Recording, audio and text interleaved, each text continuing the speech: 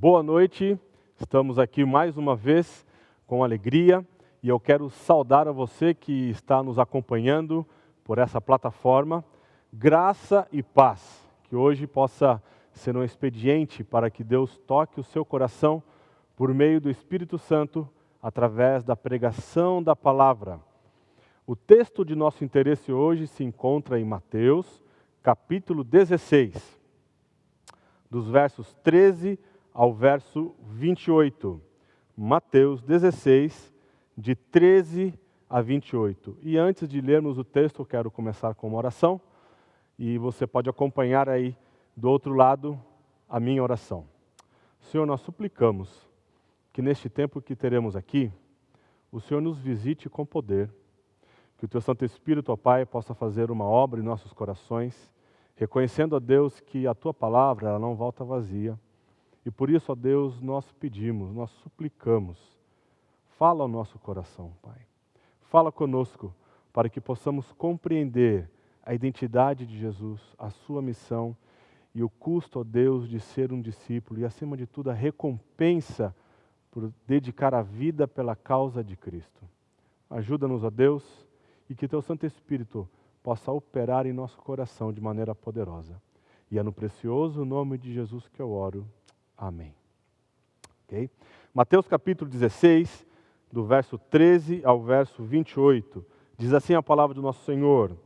Indo Jesus para os lados de Cesaré de Filipe, perguntou aos seus discípulos: quem diz o povo ser o Filho do Homem? E eles responderam: uns dizem João Batista, outros Elias, e outros Jeremias, ou algum dos profetas. Mas vós, continuou ele, quem dizeis que eu sou? Respondendo Simão Pedro disse: tu és o Cristo, o Filho do Deus vivo. Então Jesus lhe afirmou: bem-aventurado és tu, Simão Barjonas, porque não foi carne e sangue que te revelaram, mas meu Pai que estás nos céus. Também eu te digo que tu és Pedro, e sobre esta pedra edificarei a minha igreja, e as portas do inferno não prevalecerão contra ela.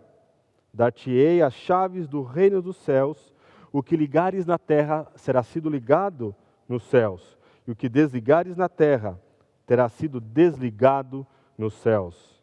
Então advertiu os discípulos de que a ninguém dissessem ser ele o Cristo.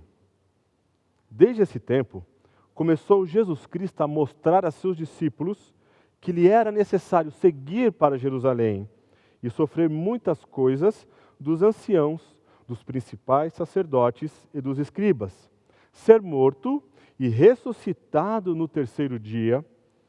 E Pedro, chamando-o à parte, começou a reprová-lo, dizendo: tem compaixão de ti, Senhor, isso de modo algum te acontecerá.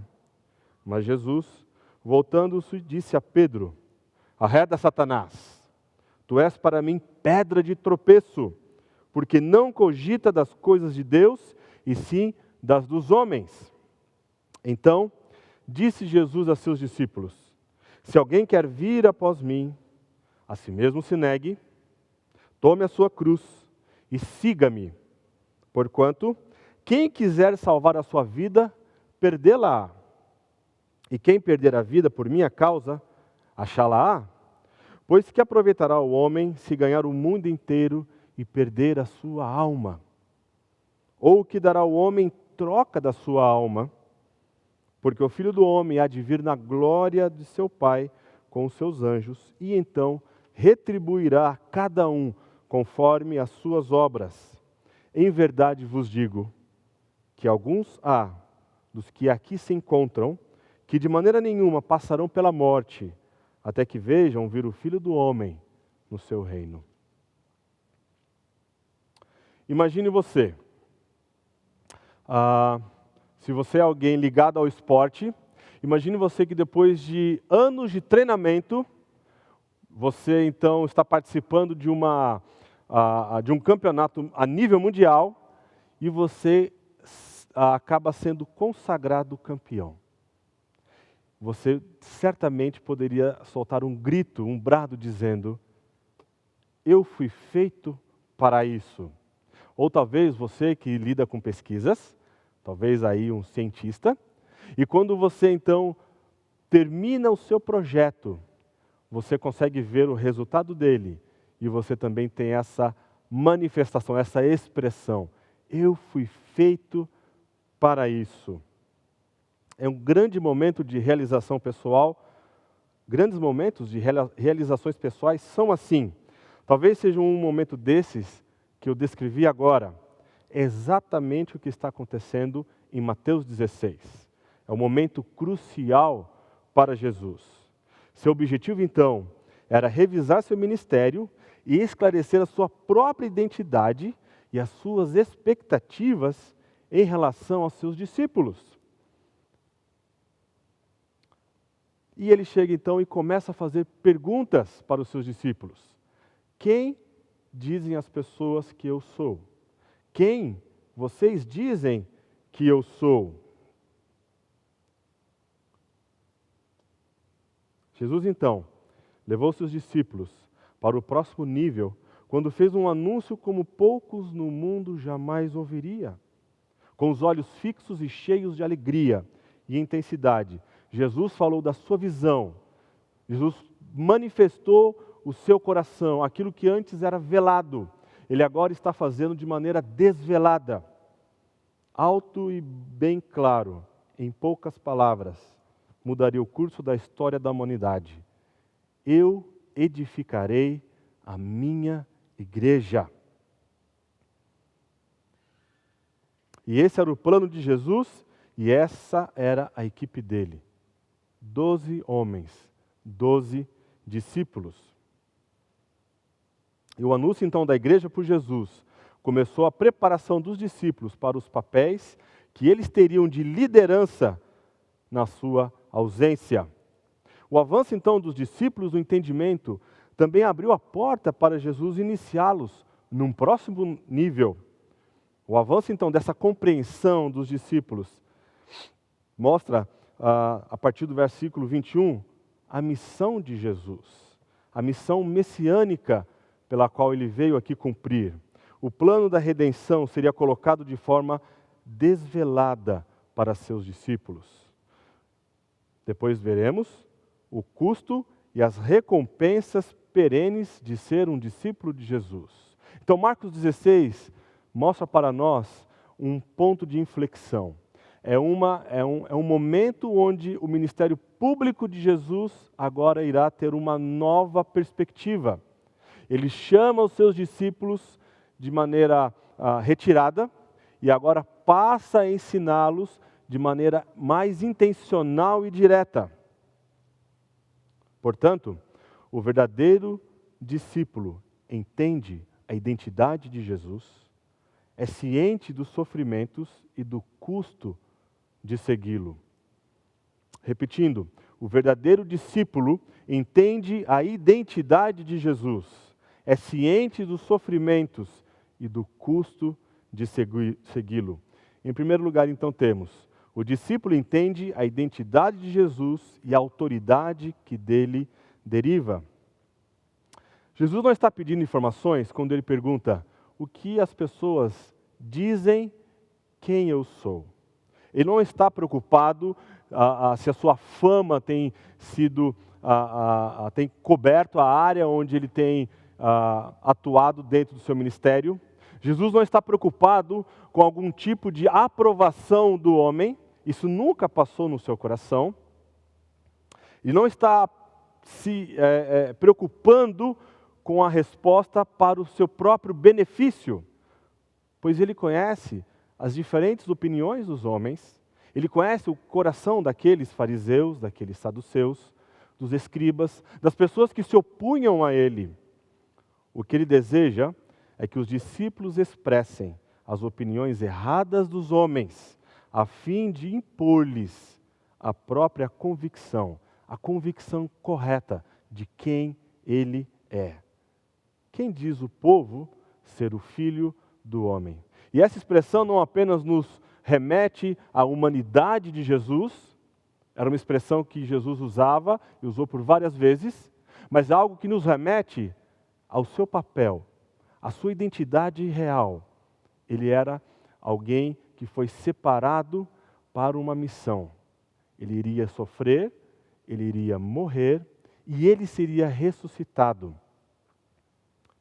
Por quê? Porque pessoas não entenderão quem é Jesus. Jesus então está preocupado em comunicar, em transmitir a seus discípulos a sua verdadeira identidade, de maneira clara. As pessoas então responderam, uns dizem João Batista. João Batista era uma percepção equivocada de Herodes. E como autoridade, a sua opinião tinha peso e as pessoas abraçavam essa opinião. Nós sabemos que esse Herodes era aquele que havia então mandado decapitar João Batista. Alguns disseram Elias, aquele profeta que não passou pela morte, que ele então agora havia voltado e ele então agia como um arauto do Messias. Outras pessoas tinham a ideia de que poderia ser o profeta Jeremias. E veja o paralelo. Jeremias, ele era um profeta de julgamento. Jeremias declarava a destruição iminente de Deus e da sua própria nação, lá no seu ministério. E, portanto, opondo-se aos líderes que o perseguiam. Jesus está então pedindo uma confissão por parte de seus discípulos. Agora vocês, quem vocês dizem que eu sou? Jesus pede então uma confissão verbal, uma confissão que emana do coração. É uma verdadeira expressão de uma convicção daquilo que eles têm experimentado ao longo de todo o ministério de Jesus. Eles viram Jesus expulsando demônios, e os demônios sabiam quem Jesus era. Eles viram Jesus, alguns deles ali, quando foi batizado por João Batista, e ouviram um estrondo, mas somente Jesus entendia de que ele era o Filho amado, ou seja, o próprio testemunho de Deus, identificava quem era Jesus. Mas os seus discípulos tinham que ter de maneira clara quem era Jesus Cristo. Nosso único auxílio e conduta nos atos dos indivíduos é saber o que há no seu coração. E Pedro então responde, tu és o Cristo, o Filho do Deus vivo. Cristo aqui é a ideia de Messias. É a tradução de Messias no hebraico para o grego é Cristo, o ungido, ou seja, ele foi separado por Deus para um grande ofício para o qual Deus separou Jesus. Os reis eram ungidos, então de certa forma um rei era um Messias, o profeta também era ungido e o próprio sacerdote era ungido. Eram pessoas que haviam então sido separadas por Deus para um ministério específico. Jesus é aquele então Messias que é separado por Deus. E ele então vai cumprir o seu papel. Todas as expectativas messiânicas são cumpridas na pessoa e obra de Jesus. E isso tinha que ficar de maneira clara para os discípulos. Pedro, em sua declaração de identidade de Jesus, vai além de alguém ungido e separado por Deus. Pedro confessa que além dele ser o Messias, ele era o Filho do Deus vivo. Pedro está indo muito mais profundo, dizendo que não apenas ele era alguém que havia sido separado e consagrado por Deus, mas que ele era a segunda pessoa da Trindade, o próprio Filho de Deus. Tudo que os discípulos viram na vida, nas palavras de Jesus, nas ações de Jesus, imagina ali passando na mente de Pedro, quem poderia acalmar uma tempestade? Quem é este que até o mar e os ventos lhe obedecem? Quem é este que pode dar vida a quem estava morto? Provavelmente se lembrando da ressurreição da filha de Jairo. Quem é este que até os demônios lhe submetem? Tudo que os discípulos viram na vida, então, remetia para esta conclusão. Ele é o Filho de Deus. Pedro não está afirmando meras reflexões e deduções intelectuais, mas a convicção que foi provocada pela revelação sobre a qual a sua alma havia vivido. O Filho de Deus é o vivo como o Pai, cuja missão ele está cumprindo. Como vivo que tem vida e poder em si mesmos. Deus é o oposto de todos os outros deuses que são ídolos mortos, sem vida e sem poder. O texto diz que eles estavam para os lados de Cesareia de Filipe, e ali havia uma divindade chamada Pan. Quando Pedro então fala que tu és Cristo, o Filho de Deus, o Deus vivo, ele está dizendo que ele, Deus, havia enviado o seu Filho, e assim atesta como vivo. Não apenas um ídolo morto, que tem pés, mas não andam, que tem boca, mas não fala, que tem ouvidos, mas não ouve, mas sim alguém que está agindo na história da humanidade. E através de seu Filho, Jesus, é a única fonte de vida para o homem pecador. O Filho de Deus é o vivo como o Pai, cuja missão ele está cumprido. E Pedro, ele é simples. Ele não usa de uma linguagem extravagante, ele usa poucas palavras, todas simples, diretas e verdadeiras, em todos os aspectos. Todos os crentes de todas as idades futuras se juntam a ele nessa confissão e entenderam o mesmo sentido que ele deu a essa afirmação. Sabemos que Pedro muitas vezes não cumpriu com a sua confissão, mas a sua inconsistência a esse respeito é apenas igual à nossa. Não muda nada em termos de substância ou da verdade que ele aqui confessou. Não é pelo fato de que Pedro, mais adiante, ele vai falhar terrivelmente com o Senhor, negando ele 3 vezes, dizendo que não o conhecia, que essa afirmação fica em descrédito, mas é um consolo para nós, que a despeito das nossas falhas, aquilo que nós afirmamos, que foi revelado por Deus, é algo eterno e verdadeiro. Ele então reconhece a confissão de Pedro. Jesus então atesta aquilo que Pedro está dizendo. Carimba com sua aprovação. Ele é de fato Cristo, Filho de Deus, do Deus vivo. Então conhecer, crer e confessar que Jesus é o Cristo, o Filho de Deus vivo, faz um homem, alguém abençoado. Jesus fala, bem-aventurado és tu, Simão Barjonas. A fé e o conhecimento que proferiram a confissão de Pedro não foram de modo algum o produto de carne e sangue, isto é, de homem falível e mortal. Apenas um coração regenerado confessa quem é Jesus. Portanto, o que é verdadeiro da incapacidade da carne e sangue, quando Jesus diz que não foi carne e sangue que revelou isso para Pedro, porque tudo isso nos remete à nossa performance natural da carne pecaminosa. Fazer uma confissão como a que Pedro fez exige muito mais do que um conhecimento intelectual. Na palavra, nesse verbo, revelou, Jesus declara que o conteúdo da confissão de Pedro é um mistério impenetrável no que diz respeito aos poderes da mera carne e sangue. Realmente, para realizar no homem Jesus a presença de Cristo, o Filho de Deus, requer mais do que carne e sangue pecaminosos são capazes de compreender. E continua assim até hoje. Ou seja, somente aqueles que conhecem Jesus, cujas almas entraram em contato com Ele, por meio da fé que é operada pela revelação do Pai. O ponto é, somente alguém que recebeu vida por meio da ação do Espírito é que pode fazer uma declaração verdadeira e profunda como essa. Somente alguém que foi regenerado pode fazer essa declaração. Jesus é aquele homem que foi prometido nas profecias do Antigo Testamento. Aquele que viria para nos libertar do poder do pecado.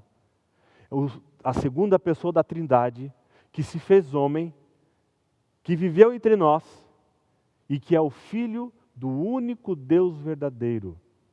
Somente alguém que recebeu o poder do Espírito para ser recebido uma nova vida, pode declarar essas coisas.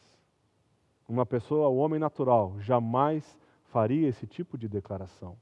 Então o que nós vemos aqui é uma ação divina e sobrenatural de Deus na vida de Pedro, trazendo então essa convicção da identidade do Messias, quem ele é. Ele é ungido, separado por Deus para um ofício específico. Ele é o Filho de Deus. Então Pedro recebe as palavras de Jesus, a autoridade máxima concedida a seus seguidores por Jesus é dada a todos da mesma maneira e não somente a Pedro. Infelizmente aqui há uma interpretação equivocada de que Jesus havia conferido a Pedro um status diferente por conta desta declaração.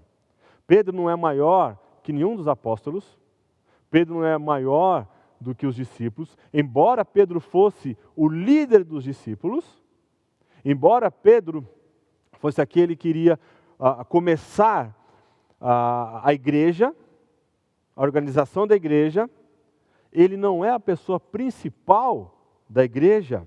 Veja, assim já não sois estrangeiros e peregrinos, mas concidadãos dos santos e sois da família de Deus.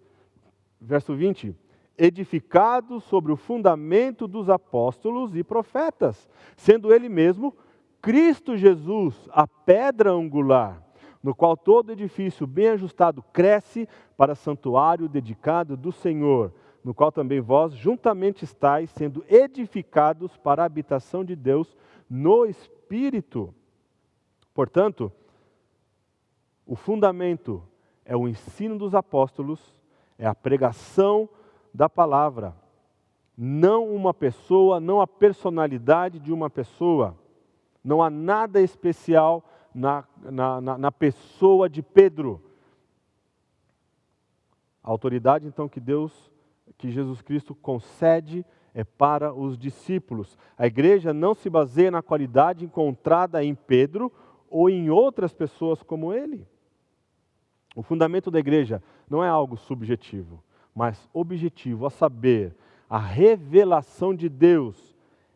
Esta rocha também não significa a confissão de Pedro. A igreja não é edificada sobre a confissão que seus membros fazem, o que mudaria o efeito na causa. Por sua confissão, a igreja mostra o que ela é edificada. É o objeto da confissão de Pedro. Cristo, Ele é a pedra angular, Ele é a rocha, Ele é o fundamento. A igreja, portanto, é edificada na realidade que Pedro confessou. Jesus Cristo, o Filho do Deus vivo. E toda, então, a verdadeira administração do Evangelho é o exercício das chaves. Ele vai receber as chaves. Aquilo que você ligar na terra terá sido ligado nos céus. E aquilo que você desligar na terra terá sido desligado nos céus. Portanto, toda a verdadeira administração do Evangelho é esse exercício das chaves. Quer isso ocorra na pregação pública, quer isso ocorra na disciplina eclesiástica, no serviço divino da confissão ou em outros casos. Ou seja, é quando a igreja reunida e ela então recebe a ministração da palavra do Evangelho. É quando então a igreja tem autoridade ao aplicar a disciplina para a restauração de um membro. Se realmente aquele pecado teve arrependimento daquela pessoa. Em segundo lugar, o discípulo tem como modelo de vitória, tem Cristo como modelo de vitória através do sofrimento. Portanto, o sofrimento é uma necessidade. Veja, Jesus ele fala do seu sofrimento como ele não havia feito até então. Ele diz que era necessário seguir para Jerusalém, sofrer muitas coisas dos anciãos, dos principais sacerdotes e dos escribas, ser morto e ressuscitado no terceiro dia. É necessário. Aqui, evidentemente, expressa a graciosa vontade e o conselho de Deus na missão de Jesus. Essas coisas devem acontecer e o próprio Jesus deseja que elas aconteçam. Essas coisas devem acontecer. Ele irá experimentar sofrimento, ele irá experimentar rejeição, ele irá experimentar aquilo que é a organização mais alta de Israel, os sacerdotes, os escribas, os anciãos, que eram os líderes que julgavam as causas pequenas de Israel. Era necessário? Jesus também está indicando que ele planeja morrer voluntariamente. A morte de Jesus não foi um caos, não foi uma falha de Deus em proteger o seu amado e bendito Filho. A morte de Jesus era necessária. O único modo de que Deus tem de nos perdoar e não julgar é Jesus indo para a cruz e arcando com a nossa pena. Jesus deve sofrer, Jesus deve ser rejeitado, deve ser morto e deve ressuscitar. Essa é uma das expressões mais importantes na história da humanidade. O mundo não pode ser feito novo, nem a vida das pessoas, a menos que Jesus morra. Jesus então agora está comunicando aos seus discípulos de maneira desvelada, clara, qual é a missão dele. Ele veio para morrer. Ele não veio para assumir o poder. Jesus aqui não veio para brigar com o Império Romano e por meio de força e de armas conquistar essa liderança, essa posição, o império. Ele não veio para tirar o poder. Ele entregou o poder, entregou para a igreja. Ele abriu mão disso. Ele veio não para matar pessoas que se opunham a ele, mas ele veio para dar a sua vida. Ninguém tirou a vida de Jesus. Ele voluntariamente a entregou.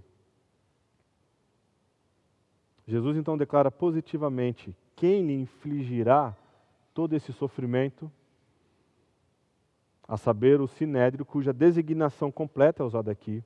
Este era, como foi dito, o órgão mais alto, mais elevado, órgão judicial da nação judaica, mais representativo do que apenas o sumo sacerdote.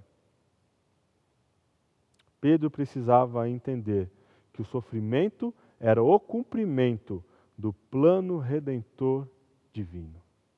É necessário que eu sofra. Sem derramamento de sangue, não há remissão de pecados. E Pedro não está alinhado com Jesus nesse sentido. Porque ele vai dizer: Senhor, tem compaixão de ti mesmo, isso não te acontecerá. Pedro ainda olhava para Jesus no sentido de que ele é o Filho de Deus, ok? Ele é o Messias, mas o Messias ainda tinha conotações militares. Eles ainda olhavam para Jesus como aquele que em vida iria então derrotar aqueles que oprimiam politicamente e militarmente Israel. Pedro não entendia que Jesus está interessado em coisas muito mais elevadas. O que está em jogo aqui são as questões eternas, são questões espirituais, para que o homem então pudesse ser reconciliado com Deus, tinha que haver derramamento de sangue. Para que o homem então pudesse ter o seu pecado perdoado, alguém tinha que pagar o preço. Deus envia Jesus Cristo, Ele é a segunda pessoa da Trindade, Ele é o Filho de Deus, porque se Deus enviasse um outro homem, um segundo Adão, certamente ele falharia. Deus então envia a segunda pessoa da Trindade, o seu Filho, e como o segundo Adão, que não falhou, que foi tentado lá no deserto, mas ele venceu a tentação de Satanás, que passou 40 dias sem pão, fazendo jejum, uma alusão àquilo que Israel passou no deserto por 40 anos. Jesus Cristo cumpriu de maneira perfeita. Ele não desobedeceu, ele foi obediente ao Pai. Portanto, este segundo Adão, este Filho de Deus, Ele pode nos substituir, porque Ele entregou a sua vida de maneira voluntária. O sangue dele foi derramado. Portanto, todo pecador arrependido tem perdão em Cristo Jesus, por causa da obra de Cristo Jesus. O discípulo tem Jesus como modelo de vitória através do sofrimento, porque há vitória e glórias eternas. Sua ressurreição no terceiro dia após a morte. Jesus não ficaria morto para sempre. E ele aqui usa um termo que é passivo. Ele seria ressuscitado. Paulo diz que Deus o ressuscitou dentre os mortos. Então isso foi suficiente para eles ouvirem que Jesus não permaneceria morto, mas seria trazido de volta à vida como Messias. Jesus então vê o futuro como uma visão direta, pois nenhum dos profetas havia predito neste terceiro dia. Tudo que o Antigo Testamento contém é a analogia da permanência de Jonas no ventre do grande peixe. Jesus agora está dizendo de maneira clara e simples: eu ressuscitarei, aliás, eu serei ressuscitado no terceiro dia. A ressurreição de Jesus é o triunfo sobre a morte e a verdade que somente nele há vida. Quando Jesus então é ressuscitado, ele então está declarando a sua vitória sobre a morte. A morte que é o nosso último inimigo, a morte que entrou pelo pecado de um homem, agora a morte foi vencida pela obediência de um homem, a saber, o segundo Adão perfeito, o Senhor Jesus Cristo. E porque ele então venceu a morte e foi ressuscitado, ele pode nos dar vida. Ele pode dar vida para você, mas para que você receba vida, você precisa confessar com os lábios que Jesus é o Senhor, é o Filho de Deus. O mistério então do Cordeiro de Deus, como o próprio João Batista o identificava, com suas implicações de sacrifício sangrento, ainda estava escondido de Pedro. O que havia na pequena palavra, aqui no caso, deve ser ou é necessário que ele morra, a necessidade então do sangue expiatório e purificador do Messias, Pedro ainda não havia entendido, somente deixou isso de lado e pensou que no Messias, como Filho de Deus, ele só precisava então estender a mão de seu poder para alcançar seu grande domínio e reino entre os homens. Pedro ainda não entendia que para que um pecado fosse perdoado, tinha que haver derramamento de sangue. E Jesus Cristo é esse Cordeiro, que é o Cordeiro de Deus, que foi morto uma única vez, e a morte dele na cruz, naquele ano, tem efeitos por toda a eternidade. Pedro precisava crescer na compreensão dessa verdade. Em terceiro lugar, o discípulo segue os termos de Jesus e receberá recompensa por sua lealdade. Agora que Jesus estava no caminho de Jerusalém, ele agora então muda o seu trajeto. O seu GPS agora aponta para Jerusalém. Eu tenho que ir para lá, porque é lá que vai ser concretizado o plano da redenção. Toda aquela história da redenção, tudo aquilo que acontecia no Antigo Testamento, o cerimonialismo, o derramamento de sangue, tudo aquilo aponta agora para Jesus como o Cordeiro de Deus que tira o pecado do mundo. Ele vai para Jerusalém. Seria então fundamental que os seus discípulos entendessem o lugar que o sofrimento e a morte representariam no plano de Deus. Também desempenhariam um papel em suas vidas, e eles devem olhar além disso para as recompensas à frente. Jesus definiu um verdadeiro seguidor, um verdadeiro discípulo, de 3 maneiras. E todos esses 3 verbos que ele usou são imperativos. Veja, os termos de Jesus. Em primeiro lugar, negar a si mesmo. Implica então em negar o próprio eu. completamente. É viver sem um único fio de pensamento egocêntrico, dedicado exclusivamente a Jesus e a sua obra, e não permitir que qualquer coisa concorra com o seu reino.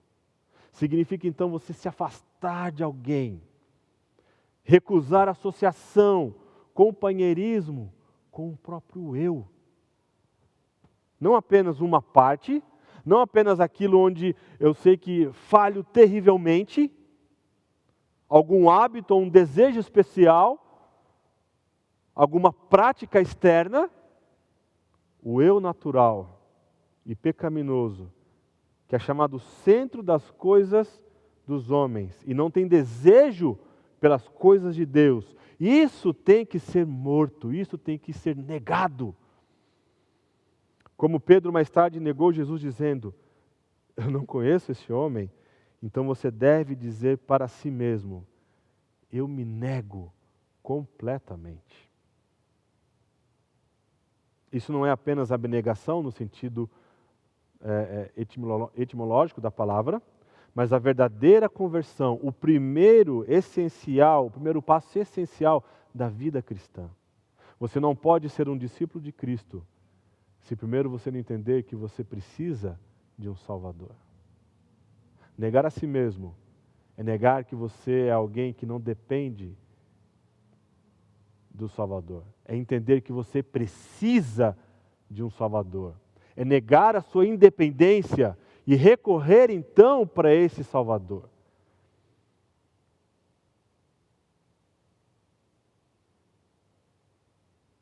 O eu, ele precisa ser expulso para que Cristo então possa entrar e fazer morada neste coração. Porque a partir de agora, você vai experimentar o que é uma verdadeira vida em Jesus, porque você compreendeu que Cristo morreu por você. E esse eu que tem no trono do coração, o eu assentado, ele precisa ser removido para que o verdadeiro rei possa se assentar nesse trono e reinar e ser senhor no trono do seu coração. Portanto, em primeiro lugar, o primeiro termo que Cristo coloca para que você seja um verdadeiro discípulo dele é negar a si mesmo. O segundo termo que Jesus coloca é tomar a sua cruz. Então Jesus, sem dúvida, escolheu essa figura porque ele próprio deveria ser crucificado. Embora fosse um modo romano de execução, era universalmente conhecido esse método. Jesus levará a sua cruz, a qual somente ele poderia carregar. Então, tomar a cruz. Jesus tomou a sua cruz e ele é o modelo supremo para nós de que tomar a cruz é um instrumento de mortificação. Não é um sofrimento ou uma aflição que experimentamos nessa vida, que chamamos de cruz. Não é o fato de você ter um chefe que pega no seu pé lá no seu trabalho, de você ter alguém, algum vizinho que faz você cada vez mais experimentar o fruto do Espírito, paciência, amor, paz, alegria, mansidão, domínio próprio. Não é esse tipo de cruz que Jesus está dizendo. A cruz é aquele sofrimento que resulta na nossa conexão fiel com Cristo. Portanto, não são as aflições, as tribulações que experimentamos aqui, nós chamamos de cruz, mas é esse resultado dessa conexão. É o instrumento dessa mortificação do eu. Jesus aqui sugere então que cada discípulo terá sua parte de tal sofrimento. E o pensamento é esmagador. Veja, Cristo carregando a sua cruz, que na realidade deveria ser a minha cruz. Ele lidera. E todos os seus discípulos, cada um carregando a sua própria cruz, seguem nessa imensa procissão, como homens sendo levados para serem crucificados. Paulo leva essa figura mais longe ainda, Os que são de Cristo crucificaram a sua carne. Veja, Gálatas 5:24. E os que são de Cristo Jesus crucificaram a carne com as suas paixões e concupiscências. Gálatas 2:19 e 20. Estou crucificado com Cristo, logo, já não sou eu quem vive, mas Cristo vive em mim. E esse viver que agora tenho na carne, vivo pela fé no Filho de Deus, que me amou e a si mesmo se entregou por mim.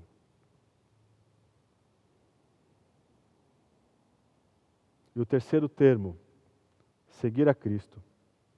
Então, seguir a Cristo expressa o apego de fé e fidelidade, um compromisso total e uma relação exclusiva para alguém, o Messias.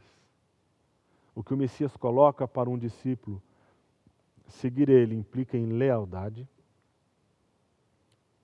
Vem a pergunta: a quem você tem sido leal nesses últimos anos? Você tem sido leal a Jesus? Você tem negado a si mesmo? Você tem entendido que o eu, quando ele está no governo do seu coração, coisas trágicas acontecem? Problemas de relacionamento, dificuldades com esposa e filhos, e você não manifesta alguém que tem andado com Jesus por conta do eu estar no coração, no centro do coração.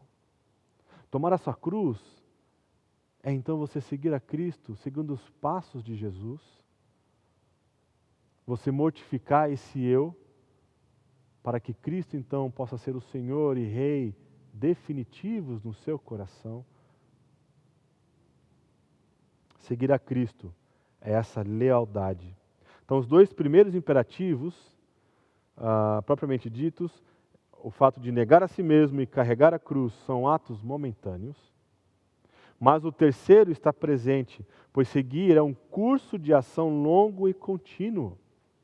Isso significa que os dois primeiros atos são a preparação para o terceiro. Negar a si mesmo, aquele ato que começa lá atrás, é o primeiro ponto. Negar a si mesmo, tomar a sua cruz e agora ser leal a Jesus enquanto caminhamos neste mundo manchado e corrompido pelo pecado. Não precisamos aqui acrescentar que todos esses três são impossíveis para nós, pois nenhum poder humano é capaz de promover a conversão e a nova vida. Somente a palavra e a graça de Cristo produzem essas duas coisas. Meu amigo, se você tem tido um coração dividido, você precisa da graça de Jesus para entender que Jesus é melhor do que qualquer prazer transitório neste mundo. Este mundo não pode nos oferecer nada eterno. Esse mundo é incapaz de promover uma satisfação perene. O que o mundo faz e que Satanás faz é vender uma imagem de que você pode ser e encontrar sentido na vida neste mundo falido.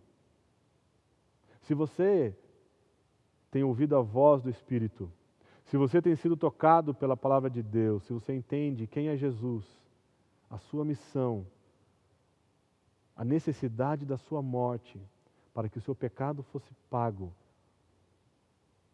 então você agora precisa ser leal a esse Senhor, que ama ao ponto de dar a própria vida por você. Tudo isso nós temos quando nós dependemos da graça de Cristo. Isso não é natural ao homem. Isso é algo que vem, que recebemos de Cristo. O negar a si mesmo, uma convicção que nós precisamos fazer morrer o eu, para que Cristo então seja o Senhor no nosso coração. Tomar a cruz e seguir a Jesus. Tudo isso é possível pela graça de Jesus. E é uma graça disponível a todo pecador arrependido. Então, uma escolha deve ser feita. Se um discípulo, então, gasta toda a sua energia concentrando-se nesta vida aqui e agora, ele perderá todo o ponto desta vida que está sendo investido na vida futura. A diferença entre os dois é a causa do Rei Messias. Perder a vida por Jesus ou preservar a sua vida. Se uma pessoa não aceitar o desafio do verdadeiro discipulado, perderá a verdadeira vida de qualidade agora e a recompensa total na eternidade. Se o discípulo então tentar proteger a sua vida por si mesmo, desperdiça a oportunidade de aumentar a sua recompensa na vida que realmente importa, o reino eterno. A perda é apenas pequena, enquanto o ganho é imenso e eterno. Há uma escolha que deve ser feita, não podemos ter os dois. Apenas uma das alternativas pode ser nossa. Somente de uma maneira, alguém pode tornar a vida segura e assim encontrá-la pelo tempo e pela eternidade, ou seja, seguindo as instruções dadas no versículo 24. Negar a si mesmo, tomar a sua cruz e seguir a Jesus. E Cristo é a nossa única esperança neste mundo. Veja, um discípulo de Cristo é alguém que nega a si mesmo. Aquele que não é um discípulo é alguém que vive para si mesmo. Um discípulo, ele toma a sua cruz, ao passo que aquele que não é discípulo, ele ignora a cruz de Cristo. Um discípulo, ele é um seguidor de Jesus, e aquele que não é discípulo, ele segue o mundo. Ele se encanta com as coisas deste mundo. Ele é capturado somente o seu coração pelas coisas deste mundo e por essa satisfação temporária que o mundo oferece. Ser um discípulo de Jesus envolve em perder a vida por amor a Ele. Ao passo que aquele que não é um discípulo, ele busca salvar a sua vida por si mesmo. Quando a pessoa então quer ser o seu próprio salvador, esse é um erro fatal. É um erro fatal. Um discípulo de Cristo, ele abandona o mundo, ao passo que aquele que não é discípulo, ele busca ganhar o mundo e aquilo que o mundo pode oferecer a ele. Um discípulo, então, ele mantém a sua alma, a sua alma é preservada por Cristo, e aquele que não é discípulo, ele perde a sua alma. O discípulo ele participa das recompensas e glória, ao passo que aquele que não é discípulo, ele perde as recompensas e a glória.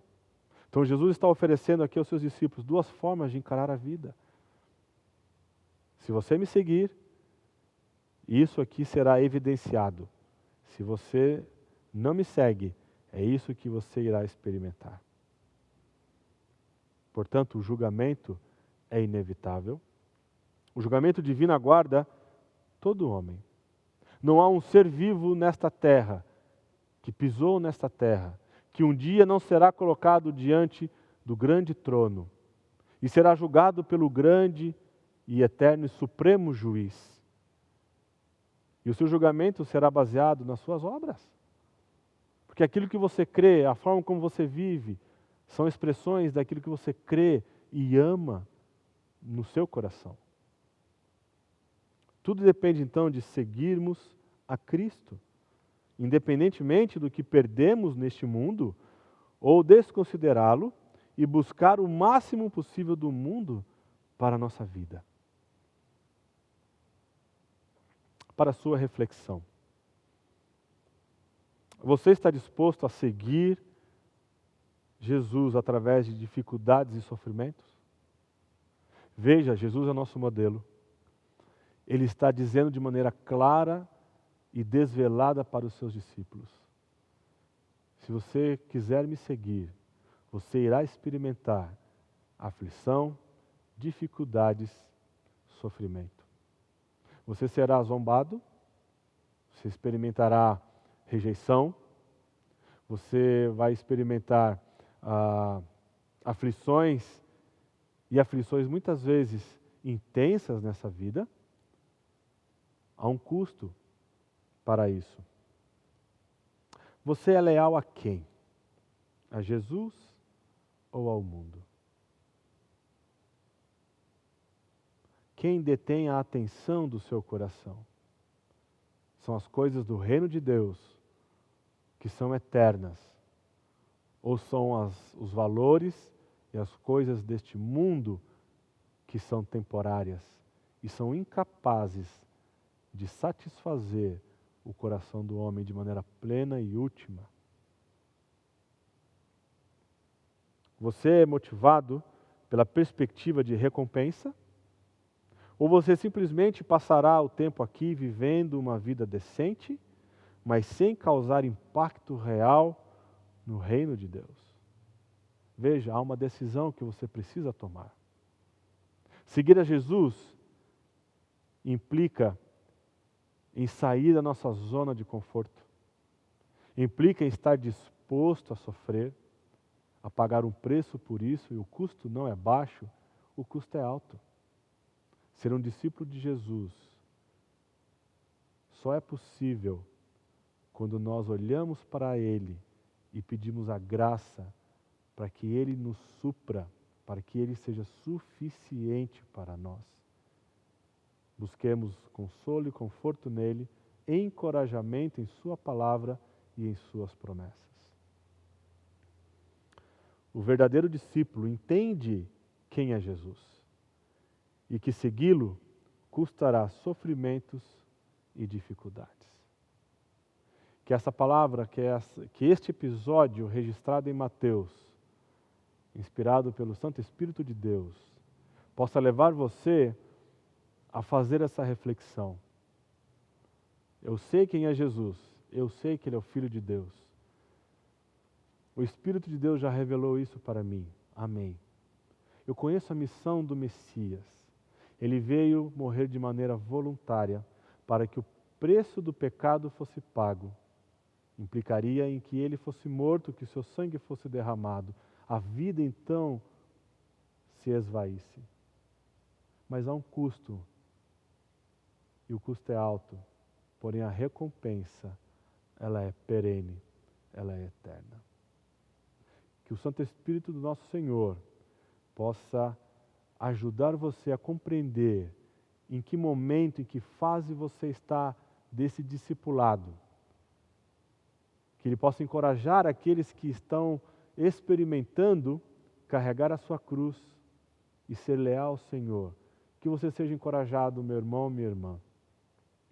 Aqueles que ainda estão sofrendo porque pensam que a sua cruz é muito pesada, eu digo para você, você precisa olhar para a cruz de Cristo e ver ali que você encontra suficiência naquele Senhor que morreu por você e que Ele deixou a sua palavra para que você possa encontrar consolo e conforto e ser encorajado. Talvez você que esteja nos assistindo ainda tenha experimentado viver uma vida que agrada somente a você. Você não pode ser um seguidor de Jesus se primeiro você não negar a si mesmo. Se primeiro você não destronar do seu coração o eu, removê-lo completamente, extirpar esse eu que tem vendido para você uma falsa sensação de poder e domínio. Na realidade, você tem sido escravo do seu pecado. Que você possa compreender que para você ser um seguidor de Jesus, você primeiro precisa ser encontrado por Jesus. Você precisa pedir para que o seu coração seja transformado, seja regenerado, para que então Jesus Cristo possa assumir o trono do seu coração, para a honra e glória dele. Amém? Senhor, nós queremos te agradecer pela tua palavra, que é viva e eficaz. Obrigado, Senhor, porque mesmo nos termos que Cristo colocou de segui-lo, o custo do discipulado, viver esse discipulado só é possível quando buscamos a tua graça. E a tua graça, ó Deus, é dada de maneira livre. E nós, ó Pai, lhe suplicamos que aqueles que ainda não compreenderam quem é Jesus, que o teu Santo Espírito, ó Pai, possa fazer uma obra, revelando quem é o Senhor Jesus, e essa pessoa possa com os lábios confessar que Jesus é o Senhor. Para aqueles, ó Deus, que tenham cedido ao assédio do mundo, dessa falsa alegria e satisfação desse mundo, de uma zona de conforto, ó Deus, Pai, que o Teu Santo Espírito possa incomodar essas pessoas, trazendo uma contrição de coração, que elas possam se arrepender, buscar o Senhor, e então, ó Deus, recomeçar uma nova caminhada com Jesus, nos termos do Senhor. Não nos nossos termos, mas nos seus próprios termos. E aqueles, ó Deus, que têm experimentado esses 3 termos que Jesus Cristo colocou para nós, o custo do discipulado, que o Senhor fortaleça o coração, renove os ânimos, que o Senhor esteja encorajando, ó Pai, aqueles discípulos que têm dedicado a vida, porque enxergam algo muito além deste mundo, enxergam a eternidade, os valores eternos, que o que realmente vale na vida é o progresso do reino de Deus e crescer à semelhança de Jesus. Pai, nós precisamos da Tua intervenção e da Tua ajuda. E é no precioso nome de Jesus que eu oro. Amém.